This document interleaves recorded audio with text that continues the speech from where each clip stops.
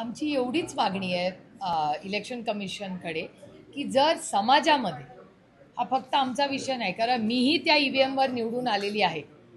मी एक नाही 4 वेळा त्याच ईव्हीएमवर निवडून आली आहे. पण जर समाजामध्ये एवढी अस्वस्थता असेल एखाद्या विषयाबद्दल, आणि समजा परदेशात अनेक मोठ्या देशांमध्ये आज ईव्हीएमवरनं ते बॅलेटवर शिफ्ट झाले, तर आमची एवढीच मागणी आहे की जर अशी अस्वस्थता समाजात असेल आणि जगामध्ये हा बदल होत असेल तर तो बदल आपणही करावा.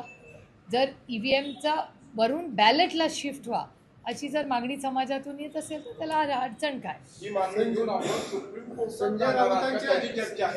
आता ते सोमवारी क्लॅरिफिकेशन कळेल. आता अनेक लोक ज्यांना म्हणजे मी आता तुम्हाला काँग्रेसचंही सांगते, म्हणजे संग्राम थोपटेंना अनेक बूथवर सिंगल डिजिट नंबरमध्ये पडले, विच इज इम्पॉसिबल.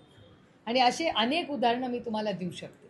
तर ह्या सगळ्यांचं म्हणणं आहे की हे असं होऊ शकत नाही, म्हणून ते उत्तम जानकरांचं जे उदाहरण आहे म्हणून त्यांनी एक वेगळा प्रयोग करता येते. तर असं जर असेल तर हा काही कुणाच्या वैयक्तिक विरोधात आम्ही लढत नाही आहे. आमचं म्हणणं आहे कुठलंही इलेक्शन असावं ते पारदर्शकपणे व्हावं, आणि जर समाजामध्ये त्या एखाद्या प्रोसेसबद्दल जर शंका असेल तर ते करेक्ट करायला काहीच हरकत नाही.